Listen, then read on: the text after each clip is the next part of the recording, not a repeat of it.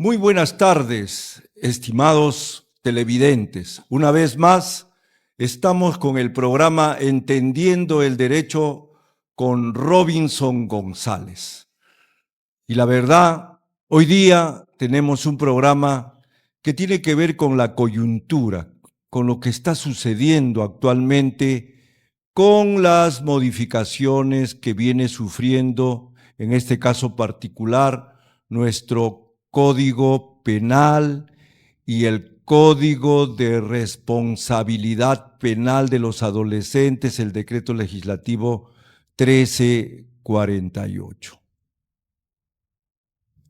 Quiero empezar, como se dice, desde el principio.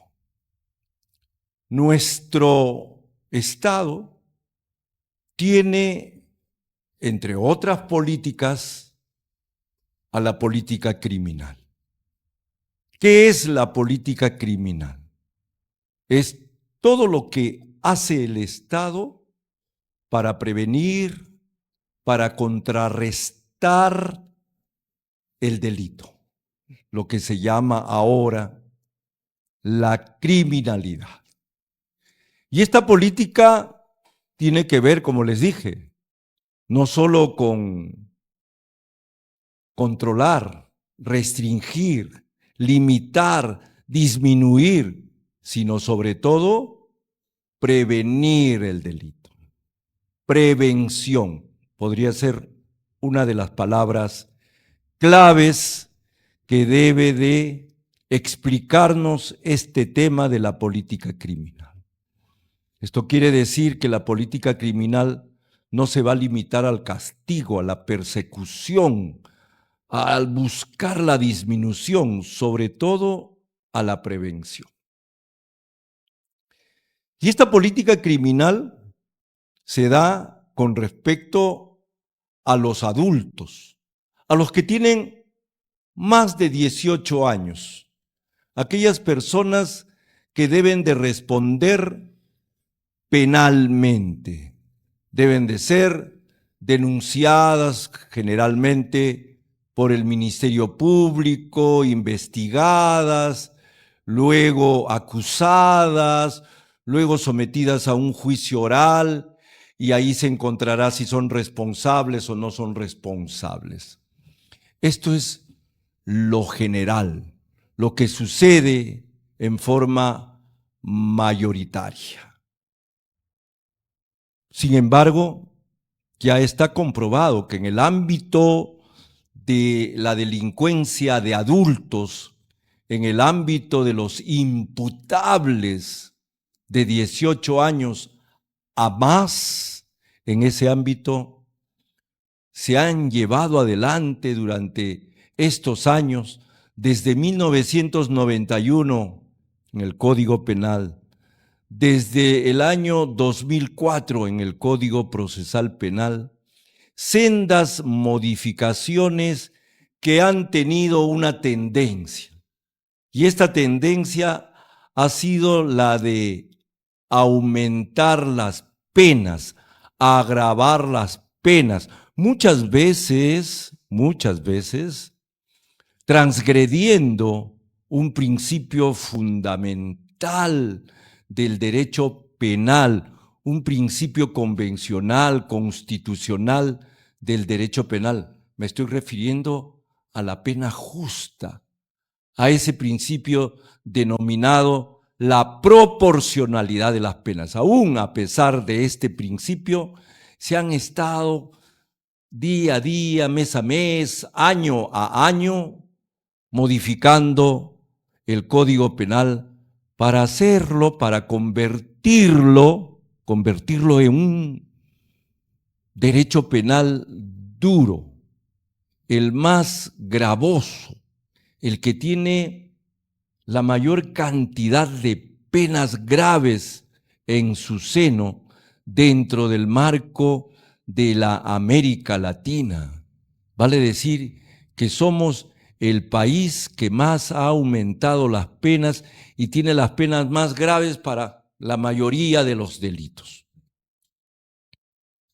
Porque se ha llevado adelante una política criminal no preventiva, no preventiva.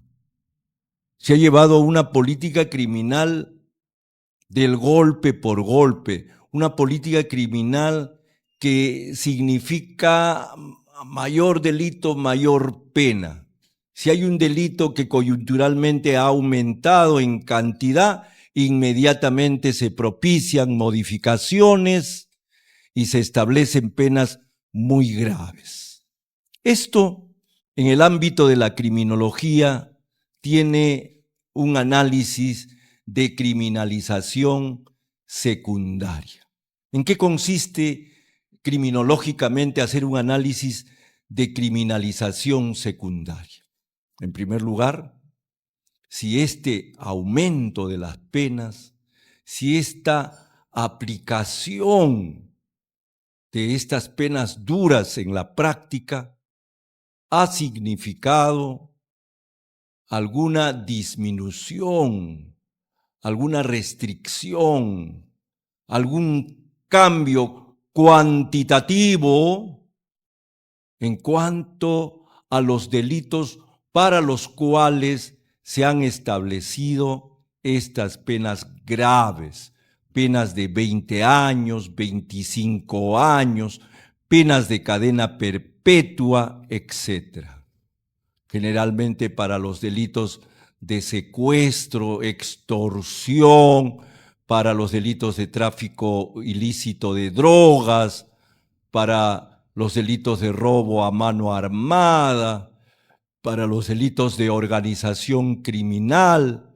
La tendencia ha sido el aumento de las penas, también para el delito, por ejemplo, bastante cometido y sonado en nuestro país, como es el feminicidio, las agresiones, las lesiones en contra de la mujer y el entorno familiar, que han habido sendas modificaciones para la trata de personas, etc. Y entonces tenemos que la capacidad que tienen nuestras cárceles, la capacidad que tienen los establecimientos penitenciarios en nuestro país ha sido rebasada en grado sumo, al extremo que se ha producido una cantidad de hacinamiento, yo diría un hiperhacinamiento en nuestras cárceles, a tal extremo que, si mal no recuerdo, en el año 2021-22, el Tribunal Constitucional estableció un plazo que se vence este año 2025 para que se disminuyera, se controlara el hiperhacinamiento de nuestras cárceles. Lamentablemente han pasado ya varios años y no tenemos ningún resultado positivo. Por una sencilla razón, que habrá gente que seguro sale porque cumplió su prisión preventiva, porque cumplió su condena, porque lograron de repente los beneficios penitenciarios en algunos casos, etc. Pero seguramente si hacemos un análisis, un estudio de cuántos ingresan y cuántos egresan, obviamente los que son más son aquellas personas que ingresan a las cárceles. Y entonces el hacinamiento no solo no se ha controlado, sino ha aumentado. Y dentro de esta política criminal del Estado peruano está esta norma constitucional que, si mal no recuerdo, se encuentra en el artículo 139, numeral 22 de la Constitución, que establece que los regímenes penitenciarios, los establecimientos penitenciarios, no buscan la mera retribución al delito, no, sino buscan una prevención especial positiva. ¿Y a qué le llamamos prevención especial positiva? Aquella realización de medidas socioeducativas, de medidas de reeducación, resocialización y reintegración del penado a la sociedad. Eso es lo que dice nuestra Constitución. Pero hay un dicho muy popular que dice: del dicho al hecho hay mucho trecho. Y esto sucede con la realidad de nuestros establecimientos penitenciarios. En nuestros establecimientos penitenciarios no es que no hayan psicólogos, no es que no hayan profesionales médicos, profesionales educadores, profesores, asistentes sociales, etcétera. No, sí los hay, sí los hay. Y no vamos a discutir la calidad de estos profesionales, pero los hay en un grado insuficiente para la gran cantidad de población que tienen los establecimientos penitenciarios, que superan en creces su capacidad. Hemos hablado del hacinamiento. Estos profesionales no se abastecen. En consecuencia, este fin de la prevención especial, positiva, de la pena, que es la reeducación, la reintegración, la resocialización de los penados a la sociedad, ha fracasado, ha fracasado totalmente, totalmente. Y entonces, ¿qué tenemos? ¿Qué son las cárceles, los establecimientos penitenciarios? Hasta el momento estamos hablando de los adultos. Estamos hablando de aquellos que están en el sistema judicial penal de adultos. Aquellos que hasta el momento han cometido el hecho cuando tenían 18 o más años de edad. Y estas cárceles, estos establecimientos penitenciarios se han convertido en grandes escuelas del delito. Si ustedes supieran que ahí no hay clasificación técnica, científica, ahí están los jóvenes con los ya adultos, grandes, como se suele decir, están los primarios con los que no son primarios, están muchas veces los que tienen un régimen penitenciario de mínima seguridad, muchas veces están mezclados con los que tienen máxima seguridad. Es decir, hay no solamente hacinamiento, sino un desorden total en los establecimientos penitenciarios. Prácticamente en algunos casos,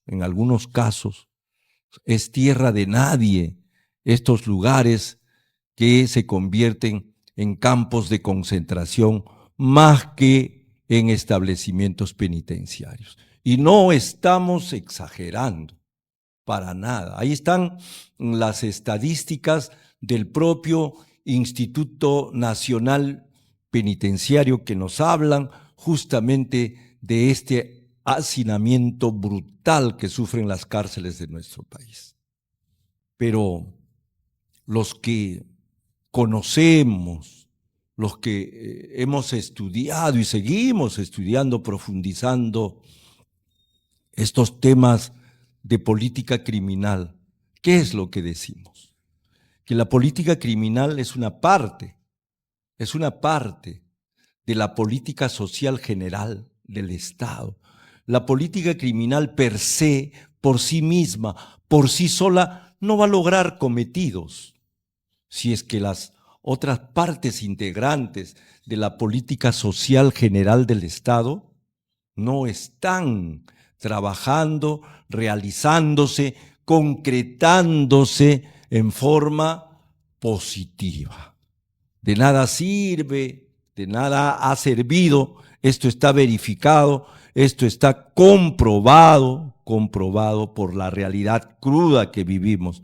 De nada han servido esas modificaciones autoritarias, hiperpunitivistas, esas modificaciones, algunos le llaman demagógicas porque no surten efecto, que ha sufrido nuestro ordenamiento penal y que a la postre no ha significado, reitero, ni siquiera una mínima disminución de la delincuencia, sino paradójicamente todo lo contrario. ¿Y por qué? Porque dentro de la política social general del Estado tenemos, por poner un ejemplo, y que repercute justamente en la gran cantidad de delincuencia que tiene nuestra sociedad, nuestro país. Por ejemplo, la política educacional. Ya decía Pitágoras, educad a los niños y no habrá necesidad de castigar a los hombres.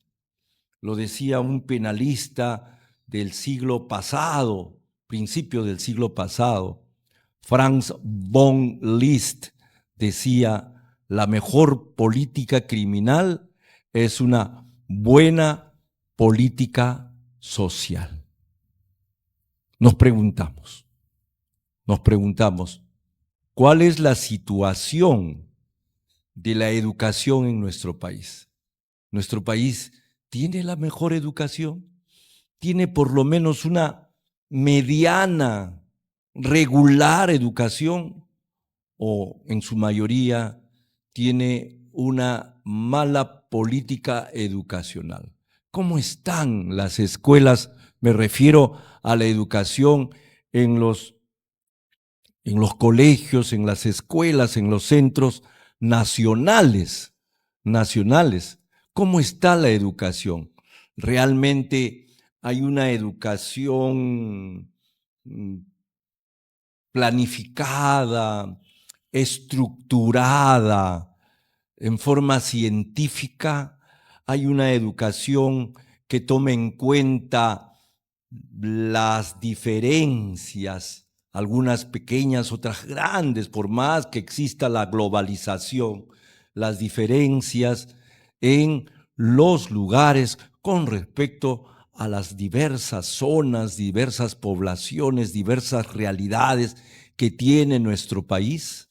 ¿Se habrá hecho un estudio científico, un estudio serio sobre la diversificación que tienen las realidades en nuestro país y que por lo tanto una planificación de la educación tiene mucho que ver con eso? Porque no se puede hacer un plan pensando, por ejemplo, para las ciudades, para las capitales, dejando de lado, por ejemplo, las provincias, los distritos, los caseríos, las comunidades campesinas, las comunidades nativas, sus realidades antropológicas diferentes, sus lenguas, sus etnias o etnias.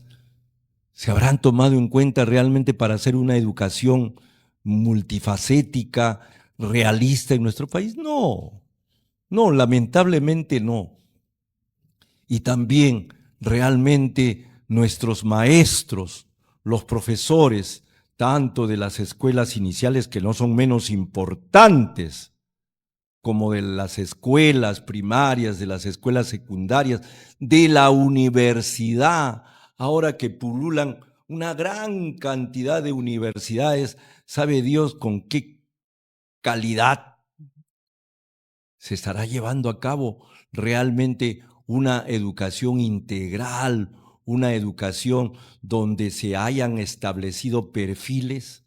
Y lo otro, lo otro, que tiene que ver con la política criminal, porque una mala educación, una mala política educacional tiene su repercusión en la sociedad, tiene su repercusión en la génesis de la delincuencia, tiene su repercusión.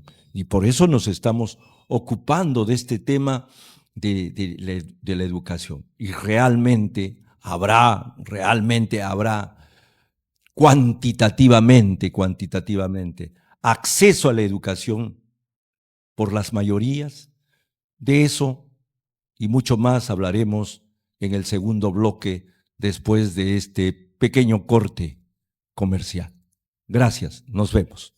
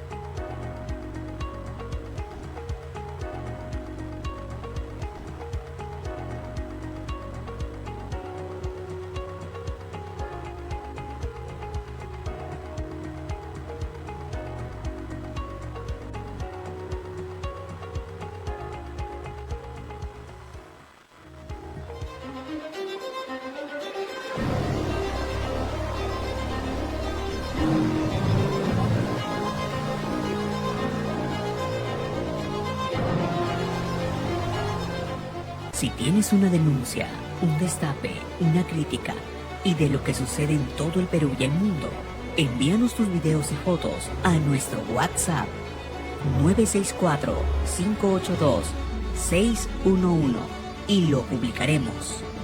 Somos un medio que comparte información. Somos Global Studio TV.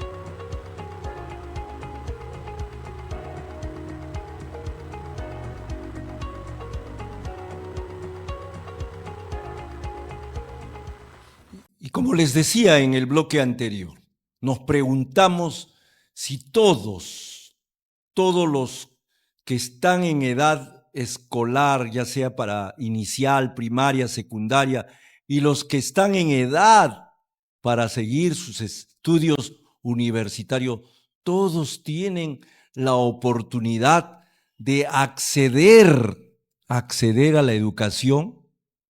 La respuesta ahí la tenemos. No todos. Hay una gran cantidad de niños que no estudian.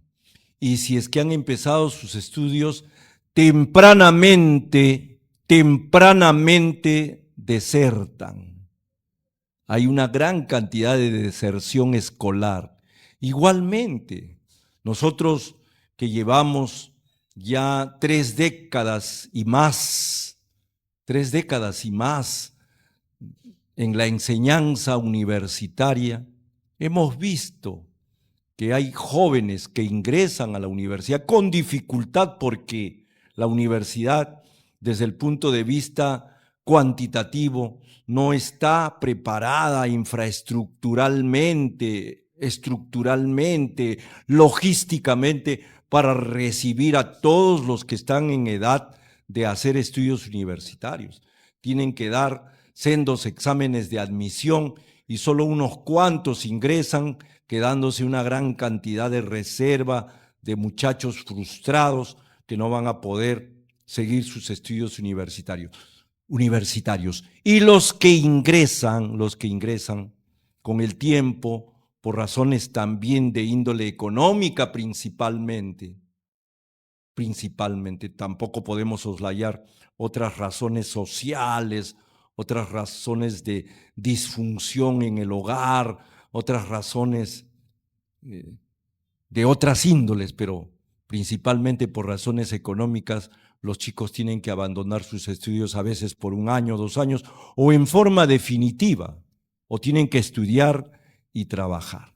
Y entonces ahí está el gran problema. Fíjense que solo estamos haciendo un análisis de la política criminal y su relación con la política educacional. No nos vamos a meter a analizar desde el punto de vista de la economía, la política económica, cómo está en nuestro país, la política de salud, que no solo tiene que ver con la salud corporal, sino con la salud mental, cómo repercuten en ese gran ejército de reserva casi interminable de gente que sale, ingresa y que por más que saquemos de circulación a una gran cantidad de adultos que han cometido delitos, pues por ahí está otra reserva como para que delincan, cometan estos hechos y nuevamente el sistema los atrape, los ingrese, ahí está el hacinamiento. Pero la pregunta es, ¿qué se hace por parte del Estado con respecto a las otras políticas?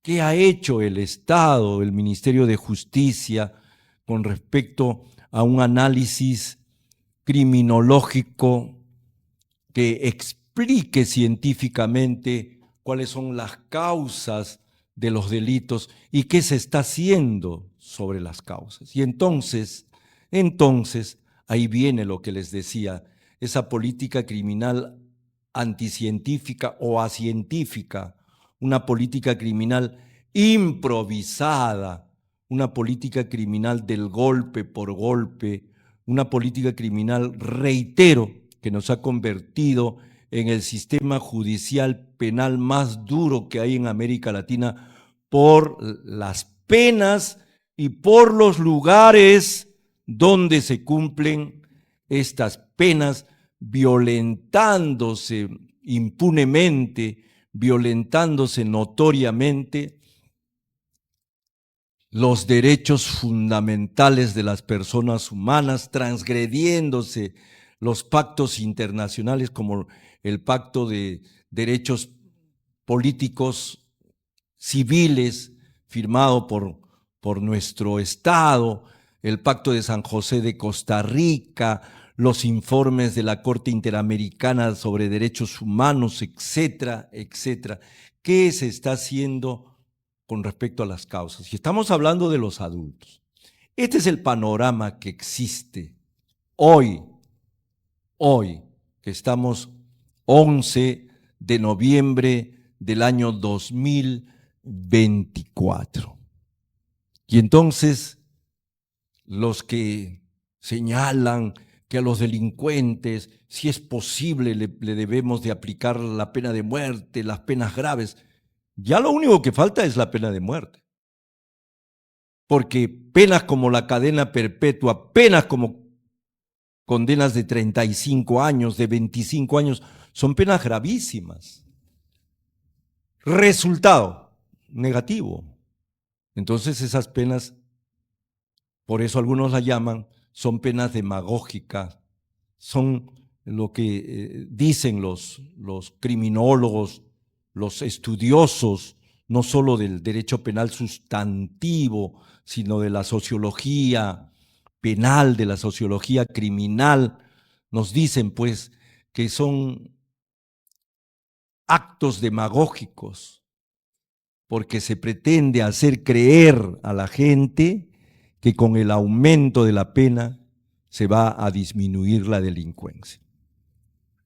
Pues bien, ¿qué es lo que está sucediendo con respecto a los menores de 18 años, a los jóvenes, a los adolescentes. Voy a tratar de explicarles lo más sencillamente posible qué es lo que dice nuestro Código Penal con respecto a los menores de 18 años. El delito, para ser tal, tiene que ser una conducta, aunque hay algunos que hablan de una teoría tripartita, de una teoría bipartita, pero a las finales comienzan a analizar lo mismo. No dejan de hablar de la conducta, no dejan de hablar de la tipicidad. La conducta es típica, antijurídica y culpable. Es típica porque esa conducta, para ser delito, tiene que encuadrarse, subsumirse, adecuarse a una figura delictiva, como si fuera un molde. Entonces, alguien mata a Juan, su conducta se adecua al artículo 106, que es el tipo penal del homicidio simple, el homicidio doloso. Perico de los Palotes viola a María, entonces su conducta, para que sea típica, se tiene que adecuar al artículo 170 del Código Penal, que es la violación de personas mayores de 14 años. Pedro viola a Anita, que tiene menos de 14 años, y será típica la conducta si se adecua a esa figura que está establecida en el artículo 173 del Código Penal. Eso es lo que se llama la conducta típica. Y también tiene que ser antijurídica. La conducta es antijurídica cuando no hay ninguna causa que justifique esa conducta desde el punto de vista jurídico. No hay legítima defensa, no hay estado de necesidad, etcétera, etcétera. Entonces, será antijurídica esa conducta. Y luego la culpabilidad. Y aquí nos vamos a detener en la culpabilidad. Para que una persona sea culpable, lo primero que se tiene que verificar es si esta persona tiene o no la capacidad mental de darse cuenta del carácter delictuoso de su acto. Eso es uno. La capacidad de conocimiento de la antijuridicidad, la capacidad de darse cuenta que está obrando mal, está dañando o poniendo en peligro bienes jurídicos, esa capacidad.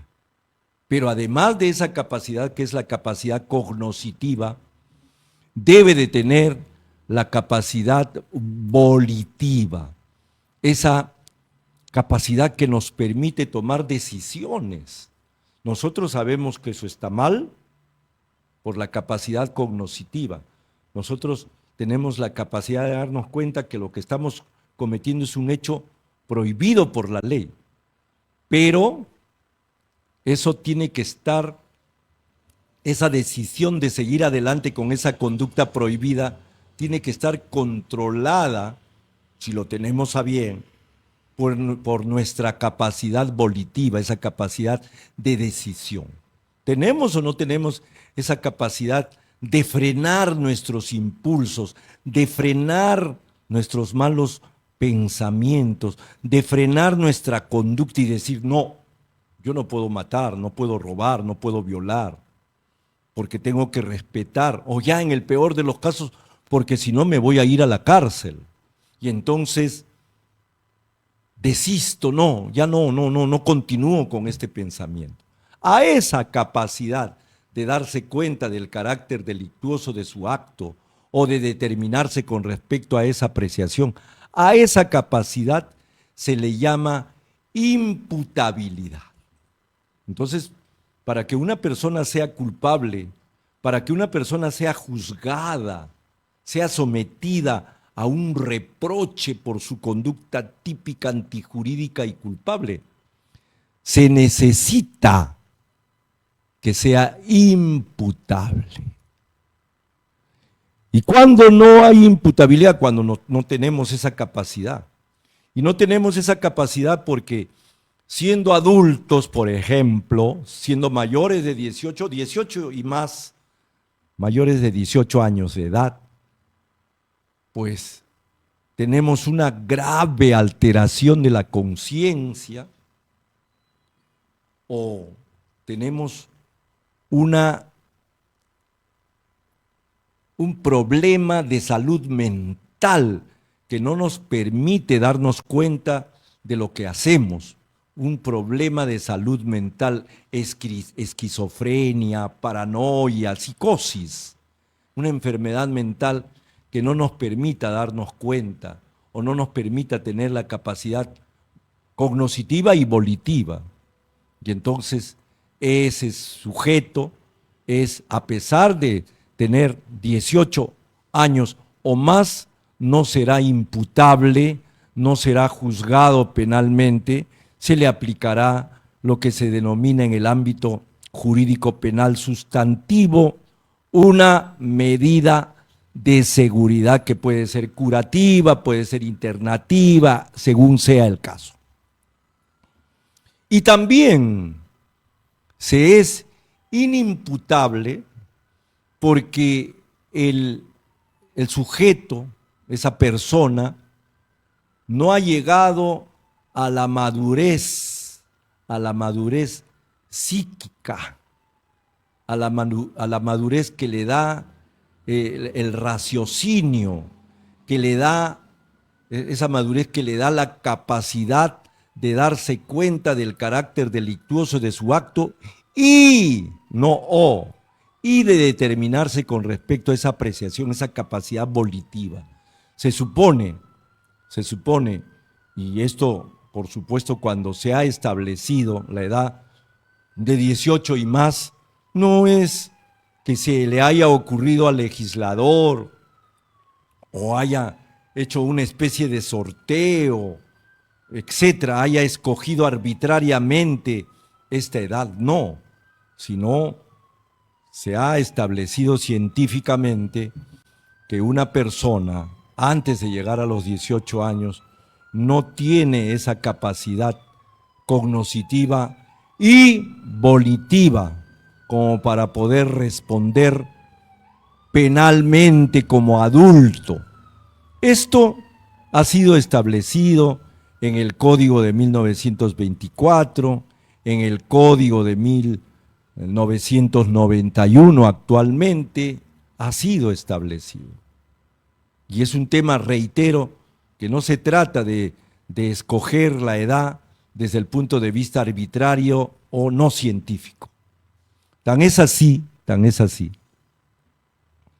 que hay convenios internacionales como el Pacto de Derechos Civiles y Políticos ratificado por nuestro país, como la Convención de los Niños y Adolescentes,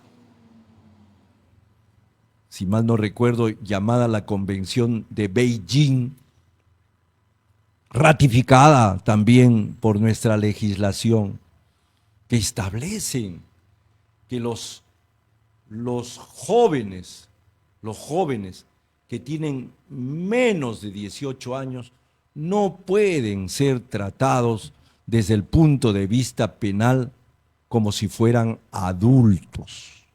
Porque no basta decir, ya tiene 15, 16 años, ya sabe lo que hace. Tendríamos que hacer un estudio psicológico, psiquiátrico, un estudio integral de los jóvenes de nuestro país para que desde el punto de vista científico digamos, bueno, señores de la Corte Interamericana de Derechos Humanos, señores de la ONU, señores que han firmado los principios fundamentales de los derechos del niño de Beijing. Saben, nosotros tenemos una realidad diferente, hemos hecho un estudio científico de los jóvenes de nuestro país y por esa razón consideramos que ya a partir de los 16 años, pues ellos ya son personas que deben de responder penalmente. Eso no se ha hecho. Eso no se ha hecho. Y por lo tanto, en forma arbitraria, no se puede ir en contra de la ciencia. En forma arbitraria, no se puede señalar una edad para que se le rebaje la imputabilidad a los jóvenes en nuestro país. Sobre ello nos vamos a referir en el próximo bloque después de estos minutos de corte comercial. Gracias. Permiso.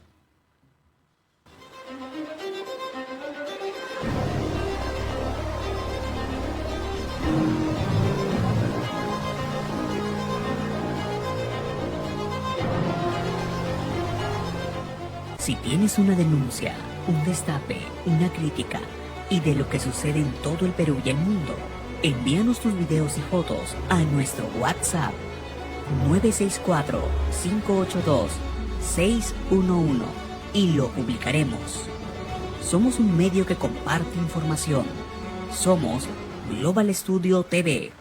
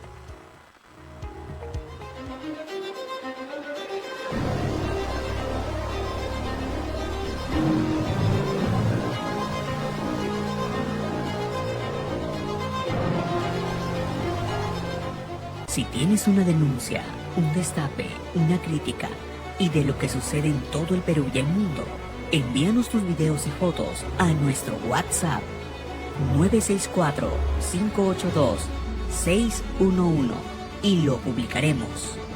Somos un medio que comparte información. Somos Global Studio TV. Y como les decía en el bloque anterior, arbitrariamente no se puede rebajar la edad de la imputabilidad. Y desde el punto de vista jurídico, desde el punto de vista convencional, constitucional, tampoco. Nosotros hemos firmado convenciones. Y por lo tanto, tenemos que tener mucho cuidado con esto. Mucho cuidado. Imagínense lo que sucede con adultos que ingresan al sistema carcelario, al sistema penal de nuestro país. Ya lo hemos dicho en el primer bloque. Gente que se capacita para el delito. Que las cárceles no tienen la capacidad de rehabilitar, de resocializar, de reintegrar, aunque quisieran. No funciona. Las cárceles son centros de formación delincuencial. Y entonces nos preguntamos, imagínense qué va a suceder con los jóvenes que tienen 16, 17 años de edad y que ingresen a las cárceles, que sean condenados como adultos, que se modifique como ya se ha hecho en 2 votaciones por el Pleno, y realmente es una cosa que a nosotros nos preocupa. Nos preocupa no solo como ciudadanos, no solo como abogados, no solo como profesores, no solo como padres de familia, porque lo somos. Nosotros somos tan seres humanos como todos ustedes. Y nos preocupa qué es lo que va a suceder con esto. Si realmente esto es una vía una vía correcta, una vía idónea para que disminuya, aunque sea un ápice, para que disminuya la participación de los jóvenes en infracciones de carácter penal. Vamos a lograr que los jóvenes se disuadan, vamos a lograr que los jóvenes que en nuestro país no tienen oportunidades, vamos a lograr que los jóvenes que son, digamos, los que son atraídos, los que son reclutados por organizaciones criminales debido a que están en ese ejército de reservas, de desocupados, de jóvenes sin oportunidades, de jóvenes que pertenecen a pandillas. ¿Qué se está haciendo por las causas que generan esta clase de jóvenes? Que dicho sea de paso, si nosotros hablamos de cantidad, yo creo que ni siquiera la cantidad de participación de los jóvenes en estos delitos, que no estamos soslayando, que no consideramos que no hacen daño a los bienes jurídicos de los demás. No, eso no estamos diciendo, sino lo que estamos diciendo, ¿será realmente el remedio adecuado para la enfermedad? O quizás el remedio es peor, resulte peor que la enfermedad. Y no es la primera vez que ocurre esto en nuestro país. No es la primera vez. Nosotros hemos tratado de investigar y también tenemos memoria, y les voy a decir lo siguiente. No es la primera vez. Les voy a decir lo siguiente. El 17 de junio del año 1992, mediante el decreto ley 25564, se modificó el artículo 20, el artículo 22 de nuestro Código Penal. Se modificó el artículo 20 y el artículo 22 de nuestro Código Penal. Y ahí está la historia. Se señaló así por ley, sin haberse hecho un estudio, como les reitero, científico, transgrediéndose burdamente. Bueno, estábamos en un estado totalitario, en un estado no democrático. Acuérdense, 1992. Dictadura, por eso se dio un decreto ley, el decreto ley 25564 del 17 de junio de 1992. ¿Qué se señaló? Se señaló que los jóvenes menores de 18 años, menores de 18 años. Perdón, los jóvenes, a partir de los 15 años, eran imputables. Solo los que tenían menos de 15 años no eran imputables. No para todos los delitos. No para todos los delitos. Era para el delito de terrorismo. Cualquier abogado, profesor de derecho constitucional, se tendría que dar cuenta que ese decreto ley 25564 de junio de 1992 era un decreto ley inconstitucional. Era un decreto ley que transgredía el principio de igualdad ante la ley, que transgredía el principio de imputabilidad. Se estableció, reitero, que los jóvenes que estaban incursos en esta clase de delitos, que todavía no habían sido juzgados, no se habían encontrado si eran culpables o no eran culpables, sino bastaba que tenían 15 años y se les imputaba el delito de terrorismo, ya podían ser juzgados como adultos. Posteriormente,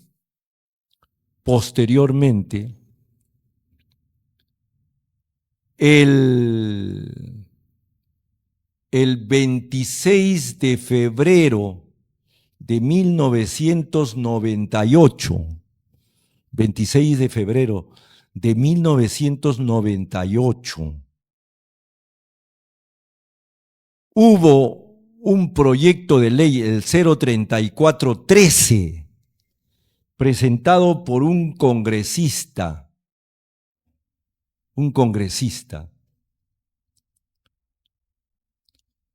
que estableció un proyecto de modificación, asimismo, del artículo 20, el artículo 22 del Código Penal. El congresista, ya me acordé su nombre, Antonio Llerena Marotti, que en su época fue un conductor, un participante en programas deportivos, me acuerdo, programa deportivo. Después llegó a ser congresista y este congresista presentó un proyecto de modificación en ese mismo sentido, que los imputables deberían de ser ya a partir de los 16 años. Realmente, felizmente, esto no prosperó. Y yo también me acuerdo haber participado en sendas comisiones, por lo menos en 2 comisiones de elaboración de proyectos de código penal que buscaban la modificación del Código Penal de 1991. Buscaban la modificación. Y en estos proyectos, en la parte de la imputabilidad, se proponían, por supuesto que nosotros no estuvimos de acuerdo, siempre hemos sido coherentes con esta posición científica, que las convenciones a las que ya he hecho referencia anteriormente en los otros bloques, las convenciones sobre los derechos fundamentales de los niños y los adolescentes, la Corte Interamericana, la misma ONU se han pronunciado que tienen que ser de 18 para arriba, no de 16 para arriba, de 18 para arriba, no de 15 para arriba. Y entonces me acuerdo haber también participado en estas comisiones que elaboraron proyectos de código penal con el fin de disminuir la edad de la imputabilidad hasta los 16 años. Estos proyectos incluso fueron publicados, fueron discutidos y fueron incluso estudiados y criticados no solo por los estudiosos nacionales, sino también por penalistas extranjeros, y se llegó a la conclusión que era aberrante, inconvencional, estas modificatorias propuestas del artículo 20, artículo 22 del Código Penal. Bien. Hoy parece que después de muchos años, parece, digo porque tengo la información que se ha presentado un recurso de reconsideración por una congresista, creo que la congresista Flor Pablo, una reconsideración con respecto a esto, porque va a traer un daño enorme a nuestros jóvenes, a nuestra sociedad, al sistema.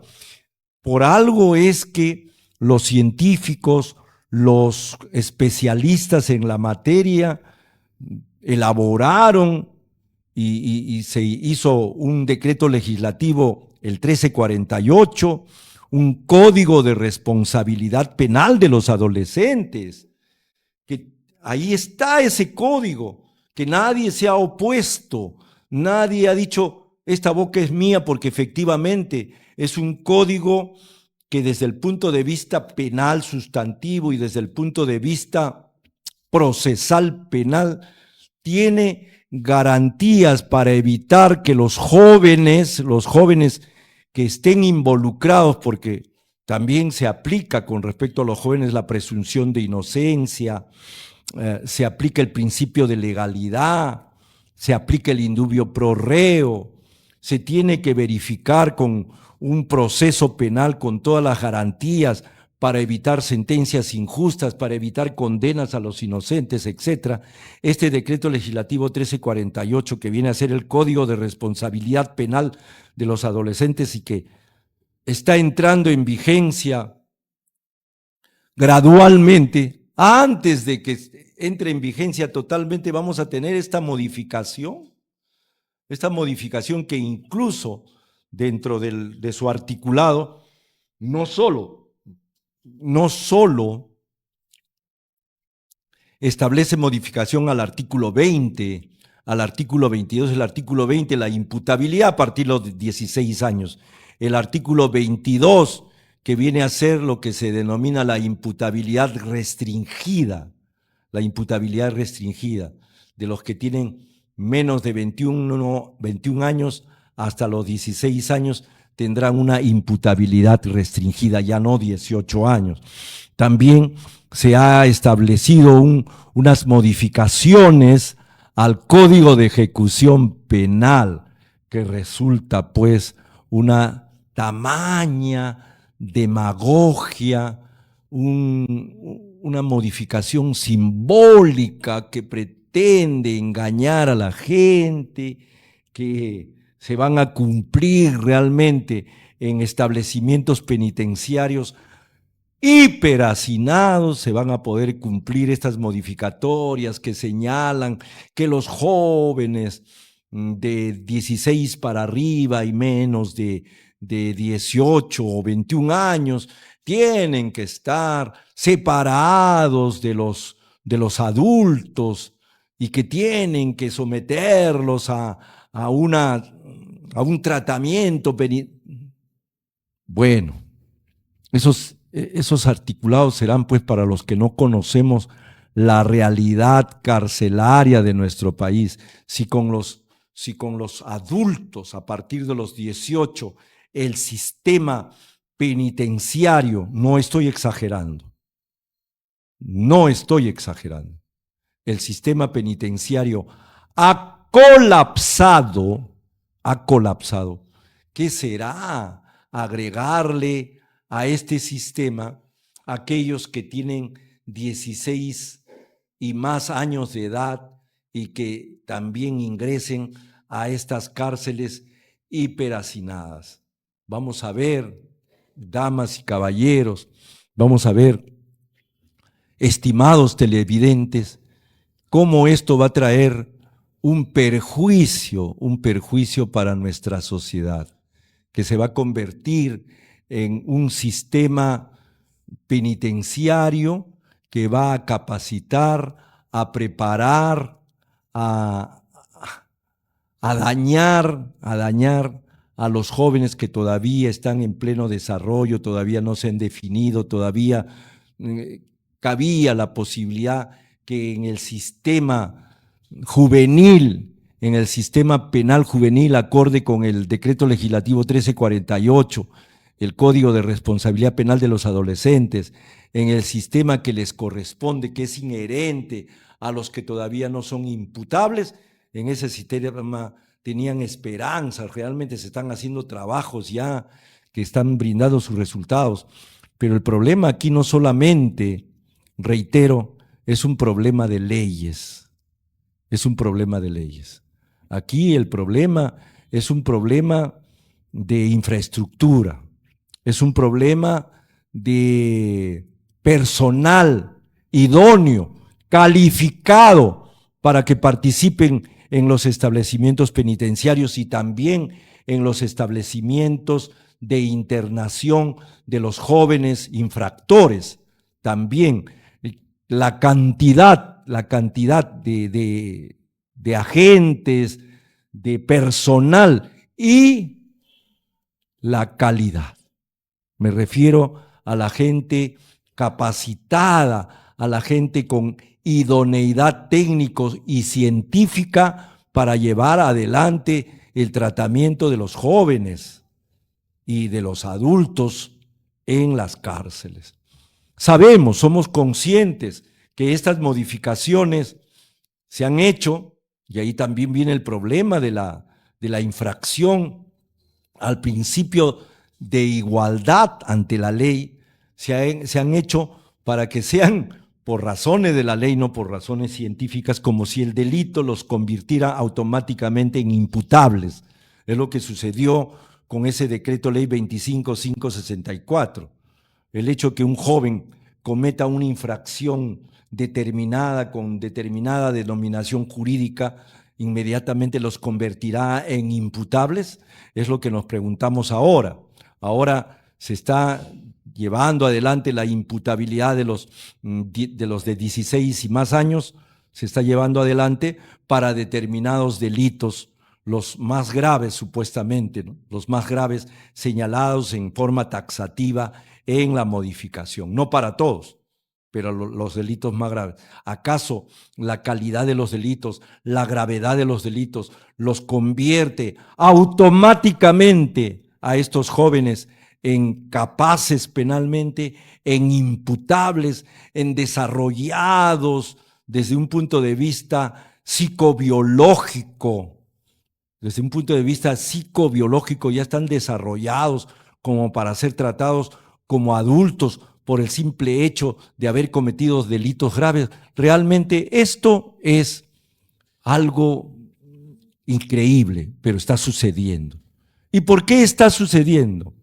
Porque lo digo con respeto, señores congresistas, ustedes están convencidos, los que han votado por esto, están convencidos que esto va a traer un resultado positivo, realmente va a disminuir la cantidad de infracciones penales por parte de los adolescentes, va a ser controlada realmente las infracciones penales que cometan los que tienen 16 años o más, realmente disminuirá.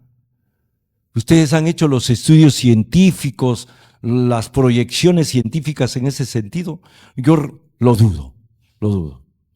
Como siempre, el tiempo nos ha ganado y les prometemos que en nuestro próximo programa vamos a tratar sobre este tema, pero ya con invitados que estén en el sistema judicial, penal de los menores infractores. Vamos a tener invitados a partir del próximo lunes. Entonces, nos vemos, amables televidentes, el próximo lunes, Dios mediante, en su programa, Entendiendo el Derecho con Robinson González. Muchas gracias. Hasta entonces.